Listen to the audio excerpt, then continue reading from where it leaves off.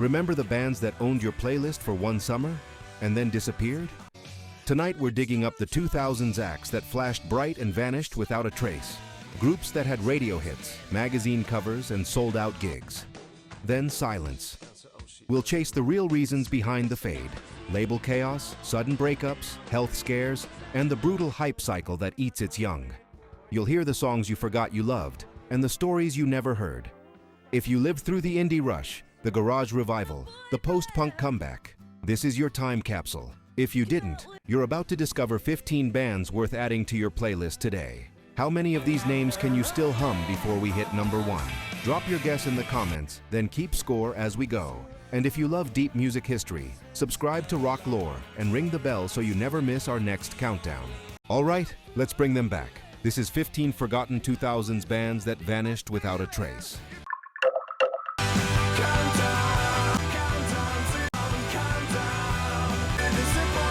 Remember the first time you heard that synth stab and swaggering vocal slide in Susie? It sounded like East London kicking open the club door. Boy Killboy came up in the same post-punk revival wave that loved skinny ties, big hooks, and restless tempos.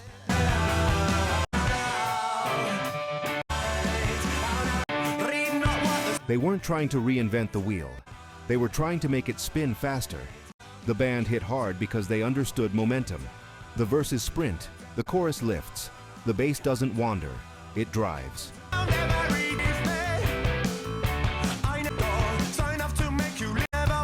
On stage, they looked like lads who had run straight from rehearsal to the gig, with the adrenaline still buzzing. Susie cracked the UK Top 20, and suddenly a local buzz band was doing daytime radio, festival slots, and late-night TV.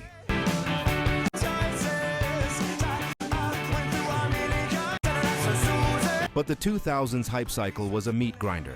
You had to deliver a second single, a second story, and then repeat the miracle on tour after tour. The follow-up didn't land with the same force. The album window closed too quickly, and by 2008 the project had burned out.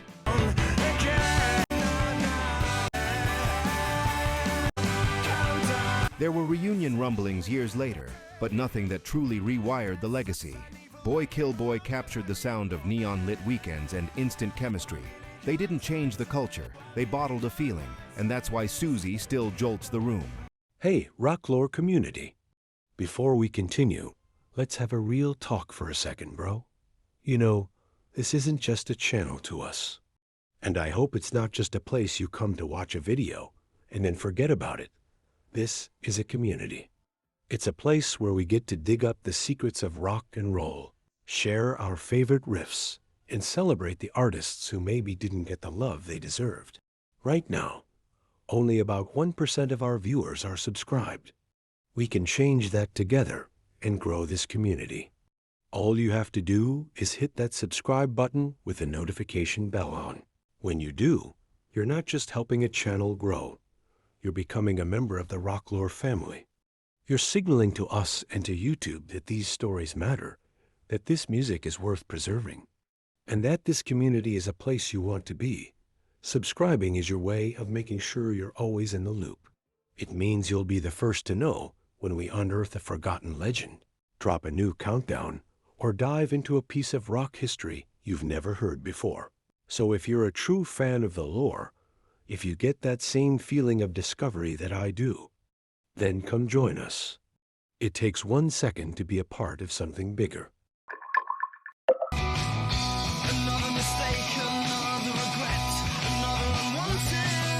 Cajun Dance Party felt like a school science experiment that suddenly sparked into a small lightning storm. Teenagers, literally, writing tunes that stood up next to seasoned indie peers.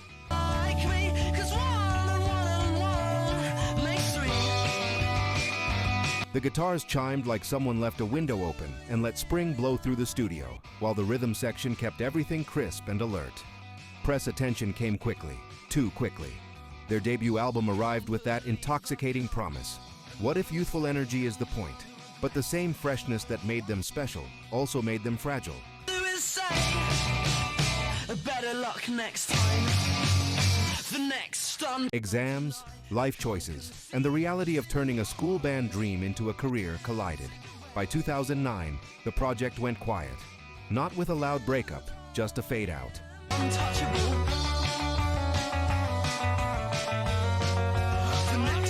They reminded everyone that indie doesn't belong to cynics. It can be wide-eyed, melodic, and sincere without apology.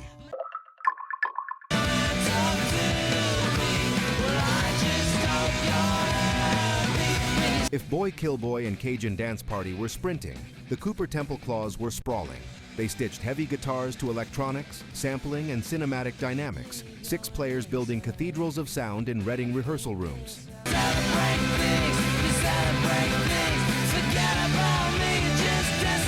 Promises, Promises is their most direct charge. A serrated riff, terse vocal phrasing, and an engine that keeps revving past redline. They were that band critics invoked when they wanted ambition without pretension.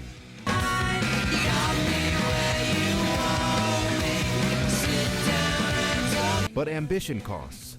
Label turbulence, relentless touring, and the pressure to condense big ideas into bigger singles took a toll. By 2007, after 3 albums and a loyal cult, the group called time.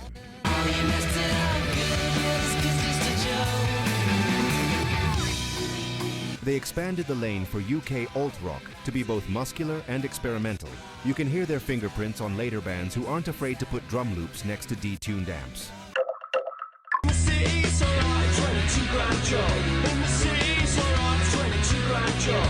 The Rakes wrote in shorthand, clipped guitars, dry humor, and London life in fast, anxious snapshots. 22 Grand Job is a portrait of work, money, and meaning, delivered like a joke told between tube stops.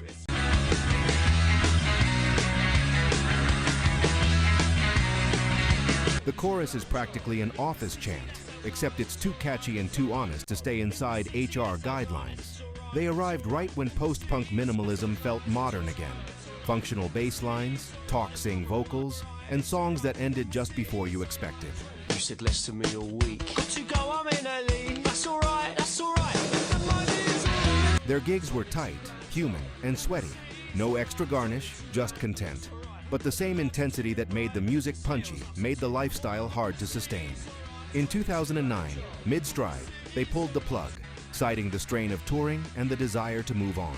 Grand job. 22 grand job in the city, that sounds. Why it still hits?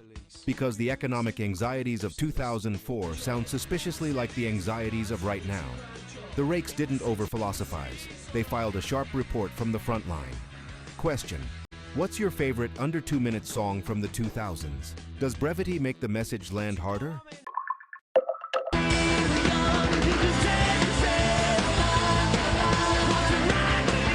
If you watched Rescue Me, you've heard this one. A garage rock right hook that opens with a cheer squad, hey, and then kicks the door off its hinges. Detroit in the early 2000s was a pressure cooker. The White Stripes, Electric Six, Dirt Bombs, and the Bondies were in the middle of it, fuzz pedals blazing.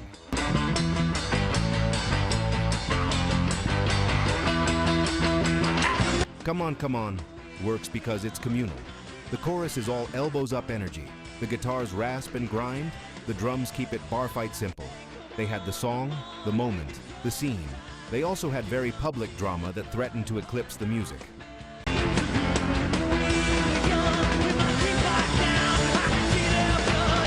After the spike, the mainstream drifted on, and by the early 2010s, the band's original run was effectively over.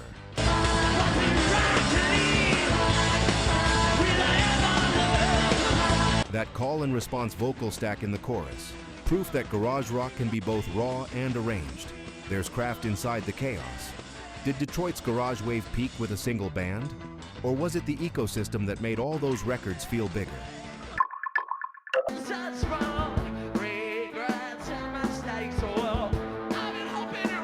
You hear that opening riff and it feels like a pinball machine just woke up.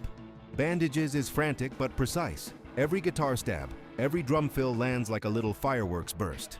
Hot Hot Heat came out of Victoria, British Columbia, right when dance punk was exploding, and they delivered the most fun version of it. Tight rhythms, wiry guitars, and a vocal that rides the beat like a surfer hitting a perfect break.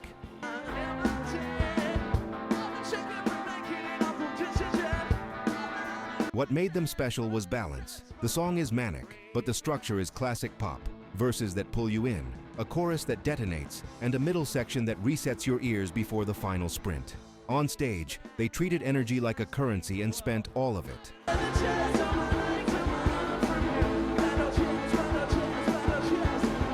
Over the years, they kept writing sharp songs and touring hard, eventually signing off with a self-titled album in 2016.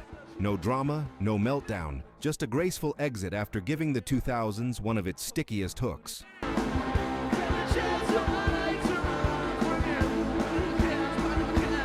The way the drums punch in lockstep with the vocal, every "bandages on my legs and my arms" lands like a rhythmic hook inside the melody.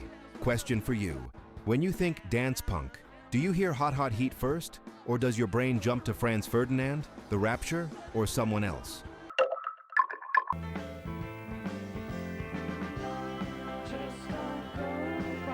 Close your eyes and you can smell salt air and sun lotion. The Thrills were Irish musicians dreaming in widescreen Californian color.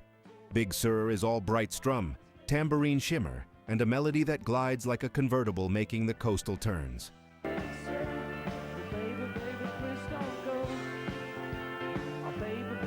It wasn't nostalgia, it was imagination. Dublin kids hearing Pet Sounds and Laurel Canyon harmonies and building a postcard of the place they hadn't lived, but deeply loved.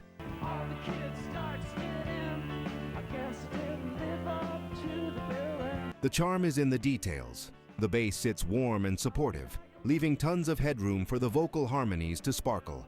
The chorus never shouts, it smiles. For a few years they rode that dream with real momentum. Hits, festivals, magazine covers, until the wave slowed after 2008.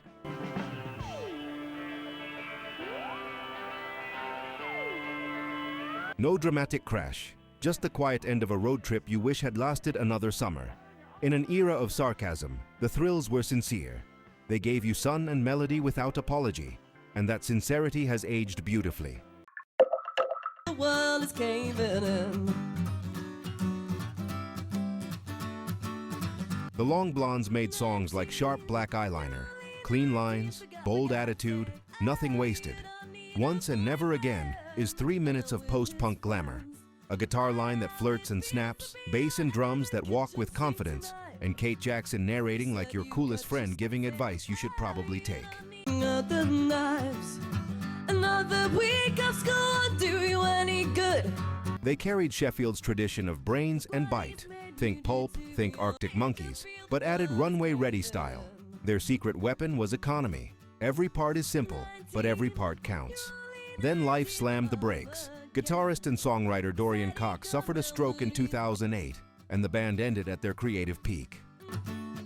Come out with me and find out what you really want.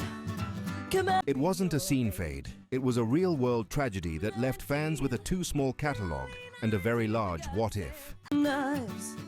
Another week of school won't do you any good. Jackson's phrasing, half confessional, half command, rides just ahead of the beat, like she's pulling the band forward. Question: which 2000s band did style and songcraft in equal measure better than the Long Blondes?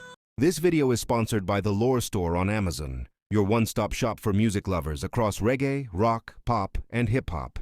We built it for real listeners who don't want to dig through 1,000 listings to find the right gear. Inside the Lore Store, you'll find 5 aisles.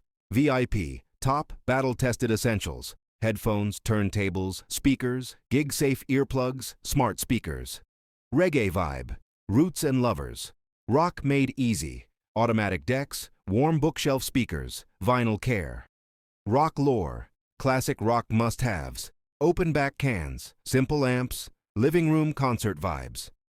Pop lore, feel-good everyday setups, clean, clear speakers, easy streaming, nostalgia-friendly picks. Hip-hop must-haves, punchy bass without the muddle, closed-back headphones and living room systems that handle low end, plus a rotating crate of old album vinyl if you're rebuilding a 60s-90s collection. Every product page tells you who it's for, 3 pros, 1 con, and why we picked it. So you can choose with confidence. Flying soon?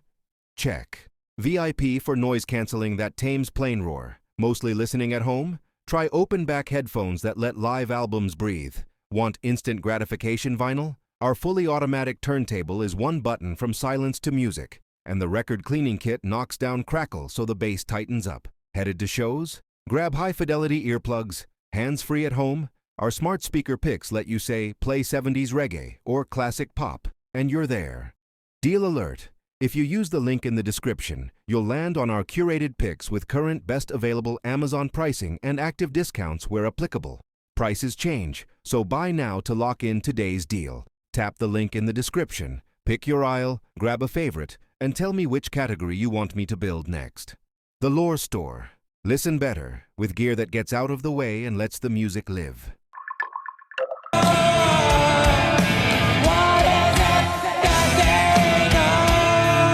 Snow arrives like a winter sky, wide, pale, and suddenly full of weather. JJ72 were a young Dublin trio who made emotion feel architectural. Mark Graney's voice could soar and crack in the same bar, turning a simple melody into a small epiphany.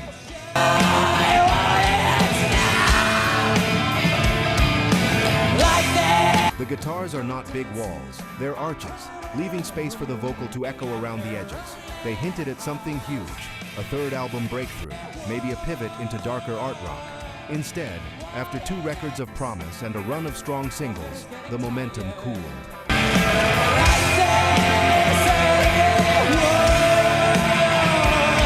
By 2006, the band had called it a day, leaving behind a catalog that feels like a beautiful prologue to a novel that never got written. The sincerity. JJ72 never hid behind irony. Snow is direct feeling, no special effects, delivered with melodic clarity.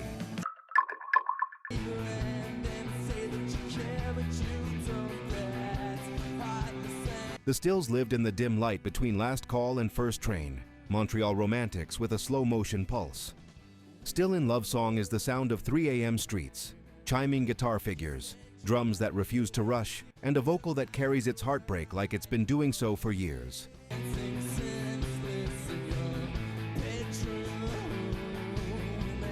The production is all atmosphere, reverb that feels like fog, bass that breathes, guitar tones that glow rather than glare. They were never just Interpol North. The Stills leaned into warmth, choruses that unfold patiently, bridges that swell instead of explode.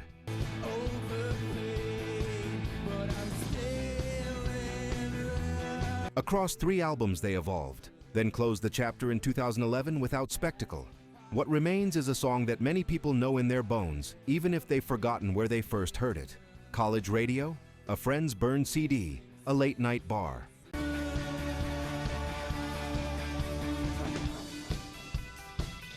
The chorus doesn't go higher, it goes deeper. The harmony and bass movement create lift without volume. Heartbreak by architecture. Question: does Restraint make heartbreak more powerful for you, or do you prefer the big cathartic scream-along?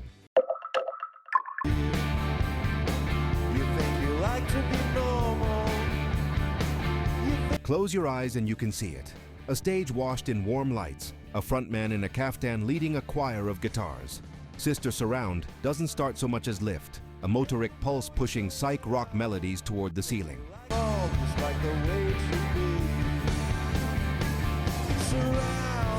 The soundtrack of our lives carried the spirit of late 60s exploration into the 2000s. Big choruses, tambourines shaking, riffs that feel like open roads. What made them special wasn't nostalgia, it was scale. They sounded huge without getting bloated, spiritual without getting fuzzy.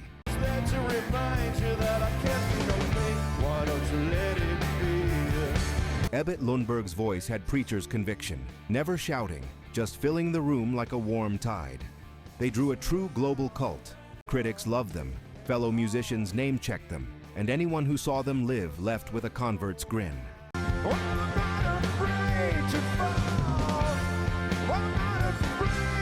The way the rhythm section locks a steady stride so the guitars can bloom. It's propulsion and panorama at once. Question: if a band can give you goosebumps on every chorus, does chart success even matter?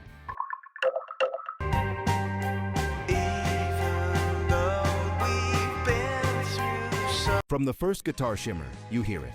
Restraint as power. The open-built songs like Modern Cathedrals, Air, Echo, and a single melodic line held with absolute patience.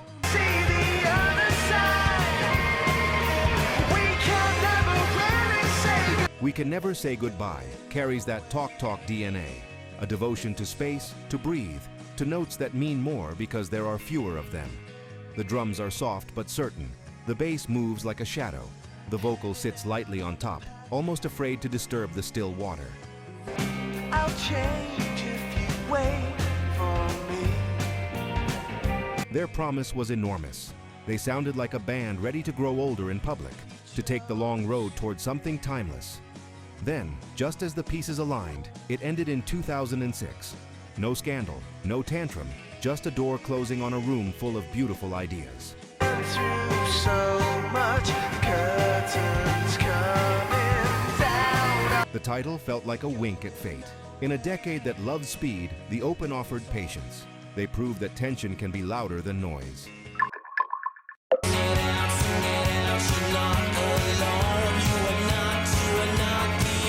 Some bands make songs. Hope of the States built monuments. Sing It Out rises like a procession. Strings, guitars, drums moving in disciplined steps toward something that feels ceremonial. They fused post-rock patience with protest energy, crafting music that sounded like a town square filled with people holding candles.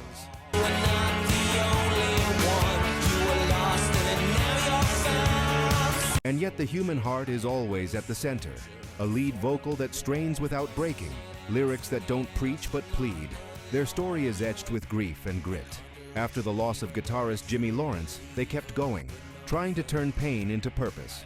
Again and again, so I walk this line alone. You can hear that weight. This is music that wants to heal by gathering people together, by giving them a chorus large enough to carry what words cannot. Then, abruptly, the march ended the same year. What remains is a small discography that towers like a monument on the horizon.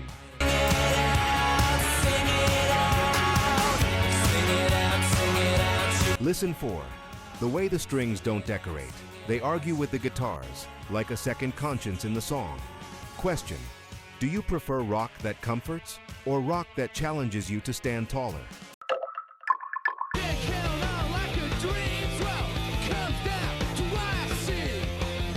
Icarus Cult were a razor blade. Clean lines, no compromise. Wanna Be That Way is all tension. Guitars that jab and refuse to sustain. Drums that click forward like a stopwatch. Vocals that deliver their manifesto and leave no room for small talk.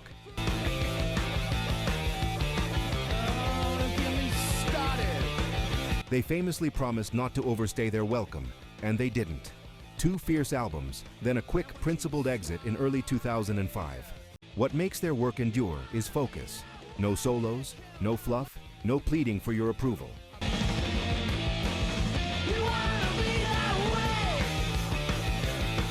The hooks are there, but they're clipped, angular, designed to live in your muscles rather than your memory.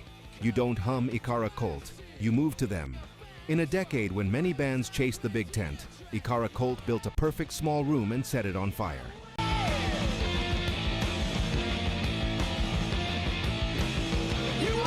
They proved that ending on your own terms can be a creative decision, not a defeat. Hey, Rocklore community. Before we continue, let's have a real talk for a second, bro. You know, this isn't just a channel to us. And I hope it's not just a place you come to watch a video and then forget about it. This is a community. It's a place where we get to dig up the secrets of rock and roll, share our favorite riffs, and celebrate the artists who maybe didn't get the love they deserved. Right now, only about 1% of our viewers are subscribed.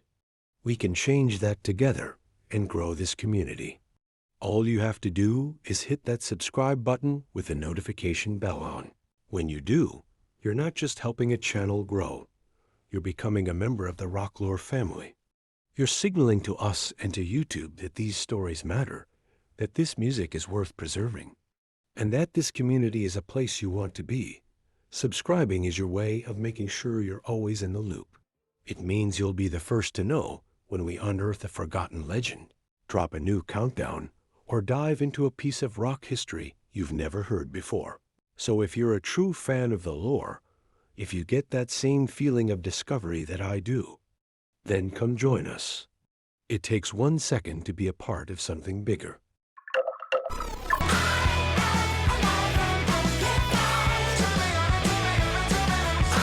Here's the victory lap sprint that felt built for every late-night TV show in 2004. A kick drum like a factory press, hand claps on cue, a glam garage riff that smiles while it punches. Alive and amplified was a moment when the New York garage revival seemed ready to conquer the center.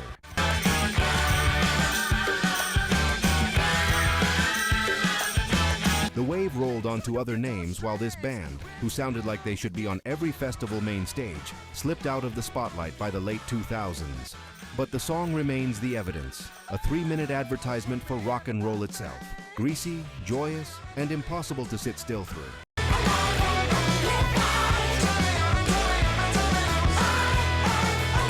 The hand clap riff handshake in the chorus. That's not an accident. That's arrangement designed for crowd ignition. Question: is Alive and Amplified the most instantly contagious garage revival single of the 2000s? Or do you hand the crown to someone else? The journey doesn't end here, Rock Warrior. Watch this next.